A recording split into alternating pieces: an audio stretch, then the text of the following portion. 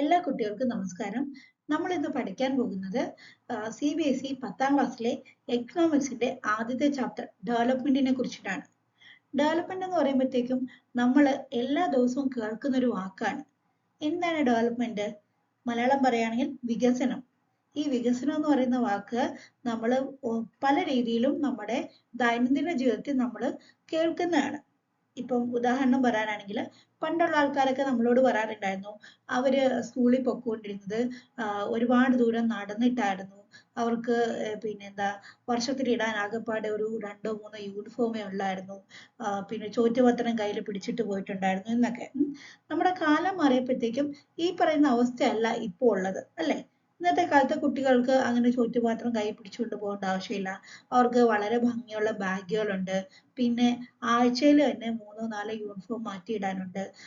പോകുന്നതാണെങ്കിലും പിന്നെ സ്വന്തം വാഹനത്തിലോ അല്ലെങ്കിൽ വാന്, സ്കൂൾ ബസ് അങ്ങനെയുള്ള ഫെസിലിറ്റീസ് ഒക്കെ ആയിരിക്കും പോകുന്നത്. അപ്പം അത് സത്യം പറഞ്ഞാൽ നമ്മുടെ സൊസൈറ്റിയുടെ ഒരു ഡെവലപ്മെന്റിനെയാണ് കാണിക്കുന്നത്. പണ്ട് കാലത്ത് ജീവിച്ചിരുന്ന പോലെ അല്ല നമ്മൾ ജീവിക്കുന്നത്. നമ്മളുടെ പേഴ്സണൽ കാര്യം പറയുകയാണെങ്കിൽ അതിലും നമുക്ക് ഡെവലപ്മെന്റ് വന്നിട്ടുണ്ട്. ഇപ്പൊ പണ്ടുള്ള ആൾക്കാർ ജീവിച്ച പോലെ അല്ല, നമ്മളുടെ അച്ഛനും അമ്മയൊക്കെ ജീവിച്ച പോലെ ആയിരിക്കത്തില്ല നമ്മൾ ഇപ്പോഴത്തെ കാലത്ത് ജീവിക്കുന്നത്. ഇപ്പൊ ചെറിയ കുട്ടികൾക്ക് വരെ മൊബൈലൊക്കെ യൂസ് ചെയ്യുന്ന അറിയാം, TV-യിൽ പലതരത്തിലുള്ള കാർട്ടൂണൊക്കെ കാണുന്ന അറിയാം. പക്ഷെ പണ്ടുള്ള ആൾക്കാർക്ക് ഇതൊന്നും അറിയത്തില്ലായിരുന്നു. അപ്പൊ ഇതേ കാര്യം തന്നെ നമ്മുടെ രാജ്യത്തിന്റെ കാര്യത്തിലോട്ട് വരുമ്പോഴും ഉണ്ട്. രാജ്യങ്ങള് ഇപ്പൊ ഉള്ള പോലെ ആയിരുന്നോ പണ്ടുണ്ടായിരുന്നത്? അല്ലല്ലോ. പണ്ട് നമ്മളുടെ ഇന്ത്യയുടെ കാര്യം പറയാനാണെങ്കിൽ ഇന്ത്യയിലെ ഇൻഡസ് വാലി സിവിലൈസേഷൻ ഒക്കെ ഉണ്ടായിരുന്ന ഒരു കാലത്ത് ജനങ്ങൾ ജീവിച്ച പോലെ അല്ല നമ്മൾ ഇന്ന് ജീവിക്കുന്നത്. ഇന്ന് ഓരോ ആൾക്കാർക്കും അവരുടെ പേഴ്സണൽ ഡെവലപ്മെന്റിനോടൊപ്പം തന്നെ നമ്മളുടെ രാജ്യവും വികസിച്ചുകൊണ്ടിരിക്കുകയാണ്. ഓരോ ആൾക്കാർക്കും അവരുടെ വളരെ വ്യക്തമായിട്ടുള്ള പേഴ്സണൽ ഡെവലപ്മെന്റ് ഗോൾസ് ഉണ്ട്. അപ്പം അതനുസരിച്ചിട്ടാണ് നമ്മളുടെ നേഷന്റെ ഗോൾസും മുന്നോട്ട് പോകുന്നത്. ഇപ്പൊ പേഴ്സണൽ ഗ്രോത്ത് ഒരാളിനെ സംബന്ധിച്ചിട്ട് എന്താ പറയാ, അയാളുടെ വ്യക്തിപരമായുള്ള വികസനം എന്ന് പറയുന്നത് വളരെ ഇമ്പോർട്ടന്റ് ആണ്. അപ്പൊ ചില ആൾക്കാർക്ക് എഡ്യൂക്കേഷൻ ആയിരിക്കും പ്രധാനമായിട്ടുള്ളത്, ചിലർക്ക് കരിയർ ആയിരിക്കും, ചിലർക്ക് അതേസമയം ഇമോഷണൽ വെൽബീയിങ് ആയിരിക്കും, പിന്നെ സ്കിൽ അക്വിസിഷൻ ഉണ്ട്, സെൽഫ് ഇംപ്രൂവ്മെന്റ് ഉണ്ട്. അപ്പൊ അങ്ങനെ ആൾക്കാർ വളരുന്നതിനനുസരിച്ചിട്ട് നമ്മുടെ നേഷനിലും ഈ പറയുന്ന പ്രോഗ്രസ് കാണാൻ പറ്റും. നമ്മൾ പഠിച്ചിട്ടുണ്ടല്ലോ, മനുഷ്യൻ എന്ന് പറയുന്നത് തന്നെ ഒരു റിസോഴ്സ് ആണ്, ഹ്യൂമൻ റിസോഴ്സ് ആണ്. അപ്പൊ ആ ഹ്യൂമൻ റിസോഴ്സ് എബിലിറ്റി ഒക്കെ കൂടുന്നതനുസരിച്ചിട്ട് അത് നേഷന്റെ കാര്യത്തിലും ആ ഒരു വികസനം നമുക്ക് കാണാൻ പറ്റും. അപ്പൊ നേഷന്റെ കാര്യം പറയുകയാണെങ്കിൽ അത് ഒരു ഓവറോൾ ഡെവലപ്മെന്റ് ആണ്. ആൾക്കാരുടെ ലിവിങ് സ്റ്റാൻഡേർഡ് വർദ്ധിപ്പിക്കുക, എക്കണോമിക് ഗ്രോത്ത് ഉണ്ടാക്കുക, ഇൻഫ്രാസ്ട്രക്ചർ ഡെവലപ്മെന്റ് ഉണ്ടാക്കുക, പബ്ലിക് സർവീസുകൾ ഇംപ്രൂവ് ആക്കുക, ഹെൽത്ത് കെയർ, എഡ്യൂക്കേഷൻ അങ്ങനെയുള്ള കാര്യങ്ങളിലെല്ലാം ഡെവലപ്മെന്റ് കൊണ്ടുവെക്കുക. അതാണ് ഒരു നാഷണൽ പ്രോഗ്രസ് എന്ന് പറയുന്നത്. പിന്നെ അതുപോലെ തന്നെ സൊസൈറ്റൽ അഡാപ്റ്റേഷൻ ഉണ്ട്. സൊസൈറ്റൽ അഡാപ്റ്റേഷൻ എന്ന് പറയുന്നത് കാലം മാറുന്നതനുസരിച്ച് നമ്മൾ ടെക്നോളജിക്കലിയും ഡെവലപ്പ് ആയിക്കൊണ്ടിരിക്കണം. നമ്മൾ പഴയ കാലത്ത് ജീവിച്ചാൽ പറ്റത്തില്ല. നമ്മൾ ഇപ്പൊ മാറുന്നതനുസരിച്ച് നമ്മൾ ഡിജിറ്റൽ ട്രാൻസ്ഫോർമേഷൻ പഠിക്കണം. പിന്നെ അതുപോലെ തന്നെ നമ്മൾ റിന്യൂവബിൾ എനർജികളെ കുറിച്ച് കൂടുതൽ നന്നായിട്ട് അറിയണം. അങ്ങനെ ജീവിതത്തിന്റെ വിവിധ തുറകളിലും ഈ പറയുന്ന ഡെവലപ്മെന്റ് എന്ന് പറയുന്ന ഫാക്ടർ നമ്മളെ ഇൻഫ്ലുവൻസ് ചെയ്യും. ഈ ഡെവലപ്മെന്റ് എന്താണെന്നുള്ളത് നമ്മൾ മനസ്സിലാക്കിയിരിക്കേണ്ട വളരെ അത്യാവശ്യമായിട്ടുള്ള കാര്യമാണ്. അല്ലെങ്കിൽ നമുക്ക് പേഴ്സണലി ആണെങ്കിലും അല്ലെങ്കിൽ ഒരു നേഷൻ ആണെങ്കിലും ഒരു പുരോഗതി ഉണ്ടാകത്തില്ല. നമ്മൾ ഈ ഡെവലപ്മെന്റിനെ അംഗീകരിക്കാതിരുന്നു കഴിഞ്ഞാൽ നമ്മൾ ആ ഒരു പഴയ കാലഘട്ടത്തിൽ തന്നെ ജീവിച്ചുകൊണ്ടേയിരിക്കും. മറ്റുള്ള ആൾക്കാർ നമ്മുടെ മുന്നേറിക്കൊണ്ടേയിരിക്കും. അപ്പൊ അതുകൊണ്ട് ഒരു പേഴ്സണൽ ഗ്രോത്ത് ആണെങ്കിലും നാഷണൽ പ്രോഗ്രസ് ആണെങ്കിലും അതുപോലെ തന്നെ സൊസൈറ്റിയിൽ അഡാപ്റ്റേഷൻ ആണെങ്കിലും വളരെ ഇമ്പോർട്ടന്റ് ആയിട്ടുള്ള ഒരു കാര്യമാണ്. ഇനി നമുക്ക് പാഠഭാഗത്തിലേക്ക് വരുമ്പോഴത്തേക്കും വളരെ ഇമ്പോർട്ടന്റ് ആയിട്ടുള്ള ഒരു ടോപ്പിക്കാണ് role of income in development എന്ന് പറയുന്നത്. നമുക്ക് എല്ലാവർക്കും അറിയാം, നമുക്ക് ജീവിക്കണമെങ്കിൽ പൈസ വേണം. പൈസ ഇല്ലാന്നുണ്ടെങ്കിൽ നമുക്ക് ജീവിക്കാൻ പറ്റുമോ? ഇല്ല. നമുക്ക് നമ്മുടെ ഡെയിലി നീഡ്സ് ആയിട്ടുള്ള ഫുഡ്, ഷെൽട്ടർ, ക്ലോത്തിങ് അതിനെല്ലാം തന്നെ നമുക്ക് പൈസ വേണം. പിന്നെ അതുപോലെ തന്നെ നമ്മുടെ ലൈഫ് സ്റ്റൈൽ ബെറ്റർ ആക്കാൻ വേണ്ടിയിട്ട് നമുക്ക് പണം കൂടിയേ തരത്തുള്ളൂ. ഇപ്പം അത്യാവശ്യം കുറച്ച് പൈസയൊക്കെ ഉള്ള ഒരാളെ സംബന്ധിച്ച് അയാളുടെ ഡ്രീം എന്ന് പറയുന്നത് അയാളെക്കാട്ടിലും മെച്ചപ്പെട്ട വിദ്യാഭ്യാസം അയാളുടെ കുട്ടികൾക്ക് കൊടുക്കണം എന്നായിരിക്കും, അല്ലെ? പിന്നെ അയാൾക്ക് ഭാവിയിൽ അയാൾക്ക് നല്ല ഹെൽത്ത് കെയർ കിട്ടണം. പിന്നെ അതുപോലെ തന്നെ അയാൾക്ക് നല്ല ലെഷർ ആക്ടിവിറ്റീസ് വേണം. അപ്പൊ അതിനു വേണ്ടിയിട്ടായിരിക്കും അയാൾ അധ്വാനിക്കുന്നത്. അപ്പം ആ ഒരു അധ്വാനത്തിന്റെ ഫലമാണ് ഇൻകം എന്ന് പറയുന്നത്. പിന്നെ ചില ആൾക്കാരുണ്ട്, അവരെ സംബന്ധിച്ചിട്ട് ഇൻകം എന്ന് പറയുന്നത് കുറച്ച് സെക്കൻഡറി ആണ്. അത് നമ്മുടെ നാഷണൽ റിഫോമേഴ്സ് ഒക്കെ ഉണ്ട്.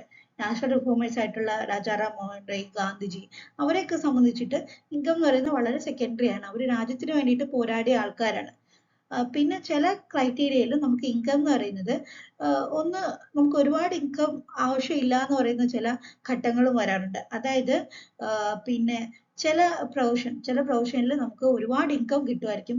പക്ഷേ ആ പ്രൊഫഷൻ ഒരു സെക്യൂരിറ്റി ഇല്ല എന്നുണ്ടെങ്കിൽ നമുക്ക് കുറച്ച് ടെൻഷൻ ആയിരിക്കും. നമുക്ക് അവിടെ വർക്ക് ചെയ്യുന്നിടത്തോളം കാലം നമുക്ക് കുറച്ച് ബുദ്ധിമുട്ടായിരിക്കും. ഈ ഒരു സെക്യൂരിറ്റി ഇല്ല, നമ്മൾ ജോലിയിൽ നിന്ന് പറഞ്ഞു വിട്ടാൽ നമ്മൾ എന്ത് ചെയ്യും എന്നുള്ളൊരു പേടിയോടുകൂടിയിട്ടായിരിക്കും നമ്മൾ ജീവിക്കുന്നത്. പക്ഷെ അത് കുഴപ്പമില്ലാത്ത ആൾക്കാരുണ്ട്.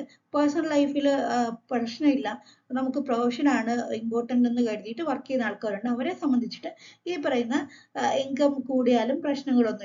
പിന്നെ സോഷ്യൽ റെസ്പെക്റ്റിന്റെ കാര്യം പറയുകയാണെങ്കിൽ അത് പ്രത്യേകിച്ചും സ്ത്രീകളുടെ കാര്യത്തിൽ ഒരു ഇൻകം ഉണ്ടാകുക എന്ന് പറയുന്നത് സോഷ്യൽ റെസ്പെക്റ്റ് കിട്ടാനുള്ളൊരു പ്രധാന ഘടകമാണ്.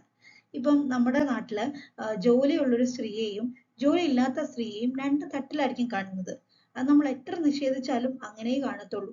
ഇപ്പം വിദ്യാഭ്യാസം ഉള്ള ഒരു സ്ത്രീ ജോലിക്ക് പോകണം എന്ന് ആഗ്രഹിക്കുന്നതിന്റെ ഒരു പ്രധാന കാര്യം എന്ന് പറയുന്നത് അവർക്ക് സമൂഹത്തിലും കുടുംബത്തിലും ഒരു ഡിഗ്നിറ്റി ഉണ്ടാവും, ഒരു വാല്യൂ ഉണ്ടാവും. ആ വാല്യൂ കിട്ടാൻ വേണ്ടിയിട്ടായിരിക്കും അവര് ജോലിക്ക് പോകണം എന്ന് വിചാരിക്കുന്നത്.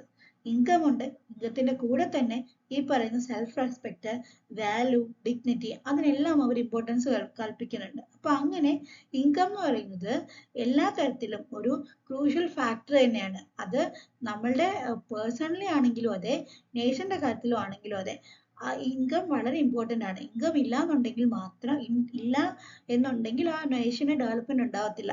പക്ഷെ അതുകൊണ്ട് പിന്നെ ഇൻകം ഉള്ളത് കൊണ്ട് നമുക്ക് ഓവറോൾ ഹാപ്പിനെസ് ഉണ്ടാകുമെന്നും പറയാൻ പറ്റത്തില്ല. അപ്പം അതെങ്ങനെയാണെന്നുള്ളത് നമുക്ക് അടുത്ത പോർഷനിലോട്ട് നോക്കാം. അടുത്ത പോർഷൻ വരുന്നത് നാഷണൽ ഡെവലപ്മെന്റ് ആണ്. നാഷണൽ ഡെവലപ്മെന്റ് എന്ന് പറയുമ്പോഴത്തേക്കും അതിൽ പ്രധാനപ്പെട്ട ഒരു കാര്യം എന്ന് പറയുന്നത് എന്താണ്? പെർ ക്യാപിറ്റ ഇൻകം ആണ്. പെർ ക്യാപിറ്റ ഇൻകം എന്ന് പറയുന്നത് ഒരു ആൾക്ക്, ഒരു രാജ്യത്തിലെ ഒരു വ്യക്തിക്ക് കിട്ടുന്ന ആവറേജ് ഇൻകത്തിനെയാണ് പെർ ക്യാപിറ്റ ഇൻകം എന്ന് പറയുന്നത്. ഈ ആവറേജ് ഇൻകം കണ്ടുപിടിക്കുന്നത് എങ്ങനെയാണ്? Total income divided by total population. അങ്ങനെയാണ് ആവറേജ് ഇൻകം കണ്ടുപിടിക്കുന്നത്. ആവറേജ് ഇൻകത്തിന്റെ ഡെഫിനിഷൻ ചിലപ്പോൾ ചോദിക്കും. Total income divided by total population. അങ്ങനെയാണ് നമ്മൾ ആവറേജ് ഇൻകം കണ്ടുപിടിക്കുന്നത്. പക്ഷേ ഈ ആവറേജ് ഇൻകം മാത്രമാണോ ഒരു അടിസ്ഥാനം എന്ന് പറയുന്നത്? ഒരിക്കലും അല്ല. ഇപ്പം ആവറേജ് ഇൻകത്തിൽ ചില പ്രശ്നങ്ങളുണ്ട്. ഇപ്പം നമ്മൾ ടോട്ടൽ ഇൻകം കണ്ടുപിടിക്കുമ്പോഴത്തേക്കും അത് പിന്നെ ഓരോ ആൾക്കാരുടെയും ഇൻകം എത്രയുണ്ടെന്ന് നമുക്ക് കൃത്യമായിട്ട് മനസ്സിലാകത്തില്ല. ഒരു ഉദാഹരണം പറയാനാണെങ്കിൽ ഇപ്പൊ ഒരു 5 പേരുടെ ഇൻകം എടുത്തോളൂ. 5 പേരിൽ 4 പേർക്ക് കേവലം 500 രൂപയാണ് കിട്ടുന്നത്. മന്ത്ലി ഇൻകം എന്ന് പറയുന്നത് 500 രൂപയും 5ാമത്തെ ആൾക്ക് കിട്ടുന്ന വരുമാനം എന്ന് പറയുന്നത് ഓൾമോസ്റ്റ് 48,000 ആണെന്ന് വെച്ചോ. അപ്പം ഈ പറയുന്ന 5 പേരുടെയും കൂടെ നമ്മൾ കാൽക്കുലേറ്റ് ചെയ്യുമ്പോഴത്തേക്കും വലിയൊരു തുക വരും. പക്ഷേ അത് ഈക്വലി ഡിസ്ട്രിബ്യൂട്ടഡ് അല്ല. ഈ 5ാമത്തെ ആൾക്ക് മാത്രമേ നല്ല വരുമാനമുള്ളൂ, ബാക്കി 4 പേരും എക്സ്ട്രീംലി പുവർ ആണ്. അപ്പൊ അതുകൊണ്ട് ഈ പെർ ക്യാപിറ്റ ഇൻകം എന്ന് പറയുന്നത് ഒരിക്കലും നമുക്ക് പൂർണ്ണമായിട്ടും നാഷണൽ ഡെവലപ്മെന്റിന്റെ ഒരു ക്രൈറ്റീരിയ ആണെന്ന് പറയാൻ പറ്റത്തില്ല. അവിടെ ചില ഹൈഡ് ഡിസ്പാരിറ്റീസ് വരും. ഹൈഡ് ഡിസ്പാരിറ്റീസ് എന്ന് വെച്ച് കഴിഞ്ഞാൽ ഈ ഒളിഞ്ഞിരിക്കുന്ന വ്യത്യാസങ്ങൾ, അതിനെയാണ് ഹൈ ഡിസ്പാരിറ്റീസ് എന്ന് പറയുന്നത്. നമ്മളോട് ഈ ചോദ്യം ചോദിക്കാൻ സാധ്യതയുണ്ട്. നാഷണൽ ഡെവലപ്മെന്റിന്റെ കാര്യത്തിൽ പെർ ക്യാപിറ്റ ഇൻകം അല്ലെങ്കിൽ ആവറേജ് ഇൻകം മാത്രം നമുക്ക് ക്രൈറ്റീരിയ ആയിട്ട് എടുക്കാൻ പറ്റുമോ ഇല്ലയോ എന്നുള്ളത്. അത് നിങ്ങൾക്ക് എസ് ഓർ നോ വേണമെങ്കിൽ എഴുതാം, എന്ത് വേണമെങ്കിലും എഴുതാം. പക്ഷെ എഴുതുമ്പോഴത്തേക്കും അതിന് കൃത്യമായിട്ടുള്ള പോയിന്റ്സ് നിങ്ങൾ കൊടുക്കണം. ഇപ്പം എസ് ആണെങ്കിൽ എന്തുകൊണ്ട് നിങ്ങൾ പെർ ക്യാപിറ്റ ഇൻകത്തിനെ അങ്ങനെ കൺസിഡർ ചെയ്യുന്നു, നോ ആണെങ്കിൽ നിങ്ങൾ എന്തുകൊണ്ട് നോ പറയുന്നു എന്നുള്ള പോയിന്റ്സ് നിങ്ങൾ വിശദമായിട്ട് എഴുതിയിരിക്കണം. ഇപ്പൊ നോ പറയാനാണെങ്കിൽ നാഷണൽ ഡെവലപ്മെന്റിന് വളരെ ഇമ്പോർട്ടന്റ് ആയിട്ടുള്ള വേറെ ചില ഘടകങ്ങളുണ്ട്. അതിലൊന്നാണ് ലിറ്ററസി റേറ്റ് എന്ന് പറയുന്നത്. ലിറ്ററസി റേറ്റ് എന്ന് പറയുന്നത് നമ്മുടെ ജനസംഖ്യയിൽ എത്ര പേർക്ക് എഴുതാനും വായിക്കാനും അറിയാമെന്നുള്ളതാണ്. അത് ആ രാജ്യത്തിന്റെ എഡ്യൂക്കേഷൻ ഡെവലപ്മെന്റിനെ സൂചിപ്പിക്കുന്നതാണ്. ഇപ്പൊ അതിന് ഏറ്റവും നല്ല ഉദാഹരണം പറയുന്നത് കേരളമാണ്. കേരളത്തില് പെർ ക്യാപിറ്റ ഇൻകം എന്ന് പറയുന്നത് കുറച്ച് കുറവാണ്. ഇപ്പം ബാക്കിയുള്ള സ്റ്റേറ്റ്സിനെ വെച്ച് നോക്കുകയാണെങ്കിൽ, ഹരിയാന പോലുള്ള സ്റ്റേറ്റ്സിനെ വെച്ച് നോക്കുകയാണെങ്കിൽ കേരളത്തിലെ പെർ ക്യാപിറ്റ ഇൻകം കുറച്ച് കുറവാണ്. പക്ഷേ കേരളത്തിലെ ലിറ്ററസി റേറ്റ് ഭയങ്കര ഹൈ ആണ്. നമുക്കറിയാം കേരളത്തിൽ ഓൾമോസ്റ്റ് 100% ലിറ്ററസി റേറ്റ് ഉണ്ട്. എഴുതാനും വായിക്കാനും അറിയുന്ന ആൾക്കാരുടെ എണ്ണം കേരളത്തിൽ 100%ആണ്. സാക്ഷരത അത്രയുമുണ്ട് കേരളത്തിൽ. പിന്നെ അതുപോലെ തന്നെ ലൈഫ് എക്സ്പെക്ടൻസി എന്ന് പറയുന്നത് എന്താണ്? ഒരു പേഴ്സൺ എത്ര കാലം ജീവിച്ചിരിക്കുന്നുള്ളത്. അത് അയാളുടെ ഓവറോൾ ഹെൽത്തിനെയാണ് സൂചിപ്പിക്കുന്നത്. അയാളുടെ മാത്രമല്ല ആ ഒരു സംസ്ഥാനത്തിലെ ആൾക്കാരുടെ ആരോഗ്യത്തിനെയാണ് അതുകൊണ്ട് സൂചിപ്പിക്കുന്നത്. ഇപ്പൊ ഈ പറയുന്ന ലൈഫ് എക്സ്പെക്ടൻസിയും കേരളത്തിൽ കൂടുതലാണ്. കേരളത്തിൽ അത്യാവശ്യം ആൾക്കാർക്കെല്ലാം നല്ല ഹെൽത്ത് ഫെസിലിറ്റീസ് ഉണ്ട്. അപ്പൊ അതുകൊണ്ട് തന്നെ ഈ ലൈഫ് എക്സ്പെക്ടൻസിയുടെ കാര്യത്തിലും കേരളം മുമ്പിലാണ്. പിന്നെ ഇൻഫന്റ് മോർട്ടാലിറ്റി റേറ്റ് എന്ന് പറഞ്ഞു കഴിഞ്ഞാൽ 1000 കുട്ടികൾ ജനിച്ചു കഴിഞ്ഞാൽ അതില് പിന്നെ ഒരു വർഷത്തിന്റെ ഉള്ളിൽ എത്ര കുട്ടികൾ മരിച്ചു എന്നുള്ളതിന്റെ കണക്കാണ്. ഇപ്പം കേരളത്തിലെ 2018-19 കണക്ക് എടുക്കുകയാണെങ്കിൽ തന്നെയും ഇതിൽ 1000 കുട്ടികൾ ജനിച്ചതിൽ ആകെ 7 പേര് മാത്രമേ മരിച്ചിട്ടുള്ളൂ. അതായത് നമ്മുടെ ഇൻഫന്റ് മോർട്ടാലിറ്റി റേറ്റ് എന്ന് പറയുന്നത് വളരെ കുറവാണ്. അതേസമയം ബീഹാർ, ഹരിയാന പോലുള്ള സംസ്ഥാനങ്ങൾ നോക്കുകയാണെങ്കിൽ അവരുടെ ഈ ഇൻഫന്റ് മോർട്ടാലിറ്റി റേറ്റ് എന്ന് പറയുന്നത് വളരെ കൂടുതലാണ്. 30+ ഒക്കെയാണ് അവരുടെ ഇൻഫന്റ് മോർട്ടാലിറ്റി റേറ്റ് എന്ന് പറയുന്നത്. പിന്നെ അതുപോലെ വേറൊരു കാര്യമുണ്ട്, അറ്റൻഡൻസ് റേഷ്യോ.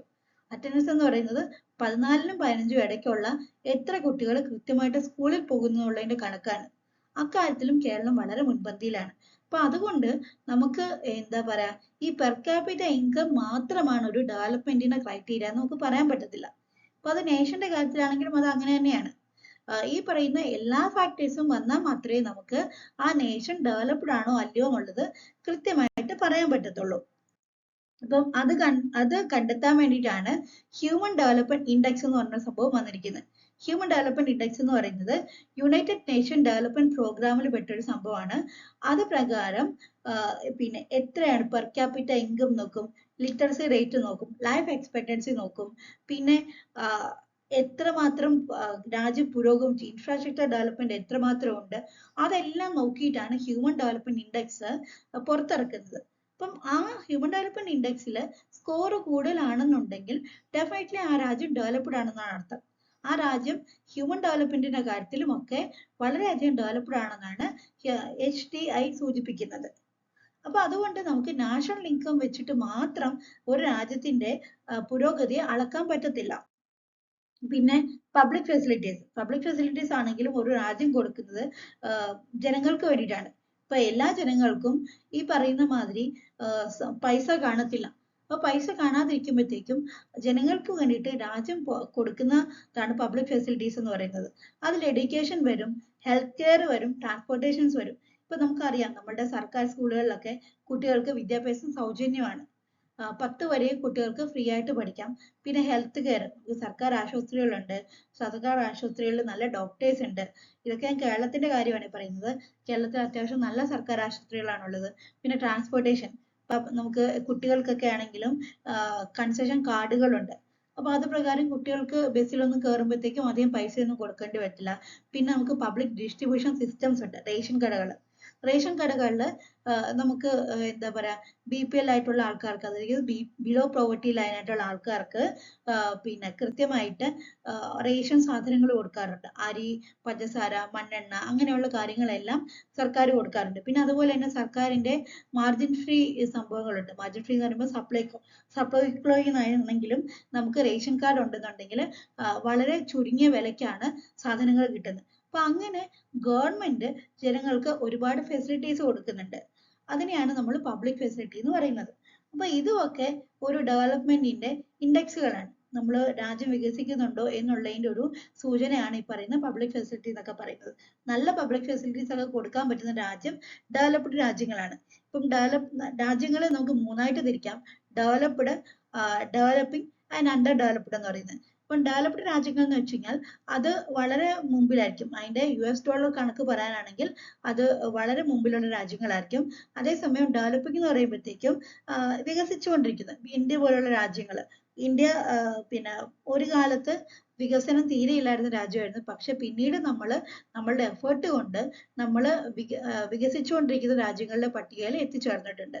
അപ്പം ഇനിയും ഇന്ത്യ മുന്നോട്ട് ഒരുപാട് പോകുന്നുണ്ട്. അതിനു വേണ്ടിയിട്ടുള്ള ധാരാളം പദ്ധതികൾ നമ്മുടെ ഗവൺമെന്റ് കൊണ്ടുവരുന്നുണ്ട്. അപ്പം ഇനി ഒരു 10 വർഷത്തിനുള്ളിൽ നമ്മുടെ രാജ്യം ഡെവലപ്ഡ് രാഷ്ട്രങ്ങളുടെ പട്ടികയിൽ തന്നെ വരുമായിരിക്കും നമുക്ക് പ്രതീക്ഷിക്കാം. അണ്ടർ ഡെവലപ്ഡ് എന്ന് വെച്ച് കഴിഞ്ഞാൽ അവിടുത്തെ ആൾക്കാരെ സംബന്ധിച്ചിട്ട് അവിടെ ദാരിദ്ര്യമുണ്ട്, പിന്നെ അതുപോലെ അവർക്ക് ഈ പറയുന്ന പബ്ലിക് ഫെസിലിറ്റീസ് പ്രോപ്പറായിട്ട് ഉണ്ടാവത്തില്ല, ഹെൽത്ത് ഭയങ്കര മോശമായിരിക്കും, പിന്നെ പൊതുവെ അവിടെ റോബറി അങ്ങനെയുള്ള കാര്യങ്ങളൊക്കെ ഇഷ്ടം പോലെ ഉണ്ടാവും. അതിനെയാണ് പറയുന്നത് മൂന്നാം കിട രാജ്യങ്ങൾ എന്ന്. ഇപ്പം ആഫ്രിക്കയിലെ സൊമാലിയ ഒക്കെ പോലത്തെ രാജ്യങ്ങള് അങ്ങനത്തെ രാജ്യങ്ങളാണ്. തേർഡ് വേൾഡ് കൺട്രീസ് എന്ന് പറയും.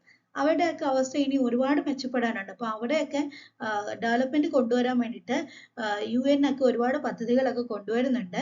അപ്പം അതും ഭാവിയിൽ ഡെവലപ്പിംഗ് രാജ്യമൊക്കെ ആയിട്ട് മാറുമെന്ന് നമുക്ക് വിചാരിക്കാം. അപ്പൊ ഇത്രയാണ് നിങ്ങളുടെ ഒരു ചാപ്റ്റർ നിങ്ങൾക്ക് ഓവറോൾ പഠിക്കാനുള്ളത്.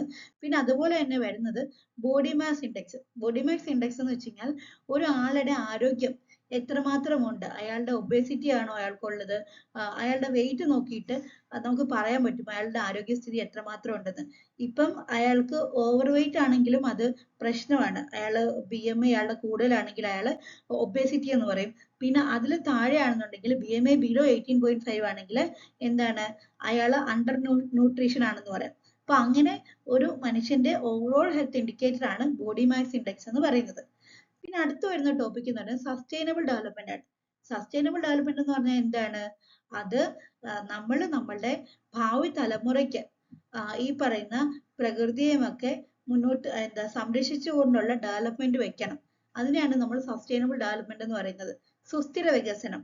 ഇപ്പം നമ്മൾക്ക് ഇപ്പൊ കിട്ടിയിരിക്കുന്ന നാച്ചുറൽ റിസോഴ്സസ് ഒക്കെ നമ്മൾ നമ്മളുടെ ഭാവി തലമുറയ്ക്ക് വേണ്ടിയിട്ടും കൂടി ഉള്ളതാണ് എന്ന ചിന്തയോട് കൂടിയിട്ട് നമ്മൾ ഡെവലപ്മെന്റ് നടത്തുന്നതാണ് സസ്റ്റൈനബിൾ ഡെവലപ്മെന്റ് എന്ന് പറയുന്നത്.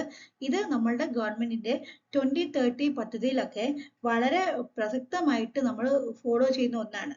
ഇപ്പൊ നമുക്കറിയാം, നമ്മള് വയനാട്ടിലെ ദുരന്തങ്ങളൊക്കെ കണ്ടു. അപ്പൊ അതൊക്കെ എന്ന് വെച്ച് കഴിഞ്ഞാല് കുറെയൊക്കെ മനുഷ്യനിർമ്മിതമാണ്. ഇപ്പം അവിടുത്തെ കാടുകളൊക്കെ ഒരുപാട് വെട്ടിത്തെളിച്ച് പ്ലാന്റേഷൻ ഒക്കെ വെച്ചത് കൊണ്ടാണ് അത്രയും വലിയൊരു ഉരുൾപൊട്ടലും മണ്ണിടിച്ചിലും ഒക്കെ അവിടെ ഉണ്ടായത്. അല്ല നമ്മൾ ആ മരങ്ങളൊക്കെ ഒന്ന് സംരക്ഷിച്ചിരുന്നുണ്ടെങ്കിൽ ഇത്രയും വലിയൊരു ദുരന്തം വയനാട് പോലുള്ള സ്ഥലത്ത് ഉണ്ടാകത്തില്ലായിരുന്നു. അപ്പം ഇവിടെയൊക്കെയാണ് സസ്റ്റൈനബിൾ ഡെവലപ്മെന്റിന്റെ ഇമ്പോർട്ടൻസ് എന്ന് പറയുന്നത്.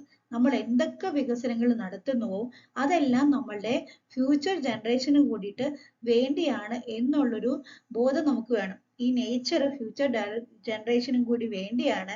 നാച്ചുറൽ റിസോഴ്സസ് നമ്മൾ ഒരുപാട് നശിപ്പിക്കാൻ പാടില്ല, അത് നമ്മളുടെ ഭാവി തലമുറയ്ക്കും കൂടി കരുതി വെക്കണം എന്ന് മനസ്സിൽ കണ്ടുകൊണ്ട് നമ്മൾ നടത്തുന്ന വികസനത്തിനെയാണ് സസ്റ്റൈനബിൾ ഡെവലപ്മെന്റ് എന്ന് പറയുന്നത്. ഈ സസ്റ്റൈനബിൾ ഡെവലപ്മെന്റ് ഉണ്ടെങ്കിൽ മാത്രമേ നമുക്ക് നമ്മുടെ പ്രകൃതിയെ സംരക്ഷിച്ചുകൊണ്ട് ഒരു വികസനം സാധ്യമാകൂ. അപ്പം ഇത്രയൊക്കെയാണ് നിങ്ങളുടെ ഒരു ചാപ്റ്ററിൽ പഠിക്കാനുള്ളത്. ഇതിലെ ഇമ്പോർട്ടൻറ്റ് ക്വസ്റ്റ്യൻസ് നമുക്ക് അടുത്ത വീഡിയോയിൽ നമുക്ക് ചർച്ച ചെയ്യാം. അപ്പം ഇന്നത്തെ ക്ലാസ് കഴിഞ്ഞു. എല്ലാവർക്കും ക്ലാസ് ഇഷ്ടമായി എന്ന് വിചാരിക്കുന്നു. ഇഷ്ടമായെങ്കിൽ തീർച്ചയായിട്ടും ഞങ്ങളുടെ ചാനൽ ലൈക്ക് ചെയ്യണം, സബ്സ്ക്രൈബ് ചെയ്യണം, അതുപോലെ നിങ്ങളുടെ കമന്റ്സും അറിയിക്കണം. കേട്ടല്ലോ? അപ്പം ബൈ ബൈ.